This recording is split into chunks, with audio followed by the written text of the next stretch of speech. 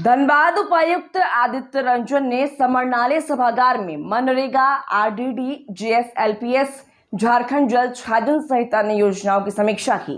समीक्षा के दौरान उन्होंने सभी प्रखंड के बीडीओ को नरेगा पार्क बनाने का निर्देश दिया। हालांकि गोविंदपुर में पहले भी इसका निर्माण किया गया था, जो अब जर्जर हो चुका है। साथ ही आंगनबाड़ी केंद्रों के लिए शीघ्र जमीन चिन्हित कर नरेगा की योजना से केंद्र निर्माण शुरू करने का निर्देश दिया गया है। उन्होंने नरेगा अभिसरण से ऐसी योजना लेने का निर्देश दिया जिससे अधिक से अधिक लोग लाभान्वित हो।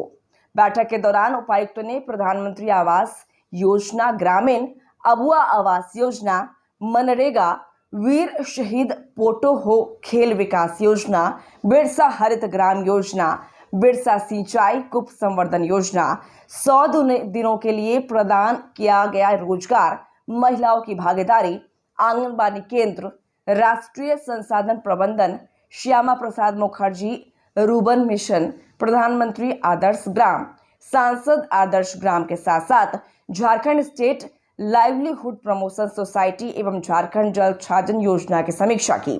इस दौरान उन्होंने मनरेगा कार्य में तिलैया में हुए घोटाले की जांच रिपोर्ट जल्द सबमिट करने का निर्देश डीडीसी को दिया। फ्री में आएंगे सर।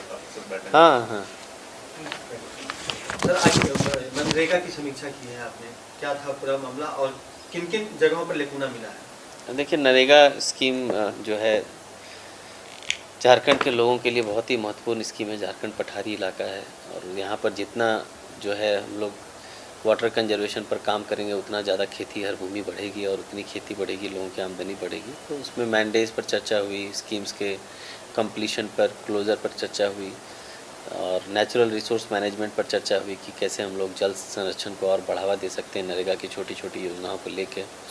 साथ ही आंगनवाड़ी का बिल्डिंग भी बनना है नरेगा से, उसकी भी समीक्षा हुई।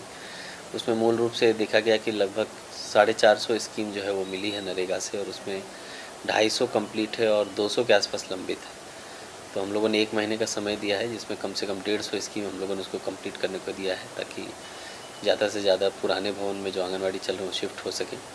साथ ही साथ आवास योजना की समीक्षा हुई, किस्त सब समय पर जा रहा है पर कंप्लीशन रेट थोड़ा स्लो है।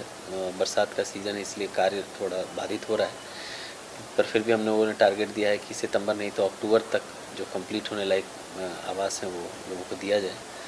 और साथ ही साथ हम लोग इसके अलावा जीएसएलपीएस की समीक्षा हुई, वाटर कंजर्वेशन डिपार्टमेंट WCD का अलग से समीक्षा हुआ और मूल रूप से हम लोगों ने निर्देश दिया कि सभी प्रखंड में कम से कम एक बृहद साइज का नरेगा पार्क बने ताकि रिज टू वैली अप्रोच में वो दिखे उस गांव में कि कार्य उस हिसाब से हुआ है कि नरेगा की सारी स्कीम एक जगह पे दिख रही है। और जो वीर शहीद पोटो हो खेल योजना है उसमें बीच में यहाँ से 80 प्लेग्राउंड में DMFT से 1.5 लाख रुपए दिया गया था वो चेंजिंग रूम बनाने के लिए, वो भी लगभग 50 लंबित है। तो वो भी हम लोगों ने टारगेट दिया है कि सितंबर में ही उसको भी कंप्लीट करना है ताकि जो खिलाड़ी वहाँ नरेगा के खेल मैदान में खेलने आए उनको शौचालय और चेंजिंग रूम का भी लाभ मिल सके। ये मनरेगा पार्क जो गोविंदपुर में सर बहुत पहले बना था, जो उस वक्त तत्कालीन DDC थे शशि रंजन जी, बहुत बढ़िया बना था सर, लेकिन अब वो बहुत ख़राब स्थिति में एकदम बिल्कुल गोविंदपुर ब्लॉक के कैंपस में ही। वो हम लोग दिखवा लेते हैं एक बार। ऑल्दो गोविंदपुर ब्लॉक कैंपस में एक जो कृषक पाठशाला है वो अच्छा चल रहा है, उसको हम लोग इम्प्रूव कर रहे हैं। जैसे ही वो फंक्शनल हो जाएगा ठीक से तो हम लोग कोशिश करेंगे नरेगा पार्क भी उसी एजेंसी को हैंडओवर कर दें ताकि किसानों को उसका भी लाभ मिले। और सर ये जो तिलैया पंचायत है गोविंदपुर का, वहाँ पर मनरेगा में घोटाले की बात सामने आ रही थी, काफ़ी हंगामा भी हुआ था तो उस मामले में कोई जांच रिपोर्ट वगैरह करने? अभी जांच रिपोर्ट नहीं आई है, हम लोगों ने विकास आयुक्त को एक कमेटी गठित करके जांच करने का पत्राचार किया है। वो जांच रिपोर्ट आते ही चिन्हित लोगों पर हम लोग कार्रवाई करेंगे।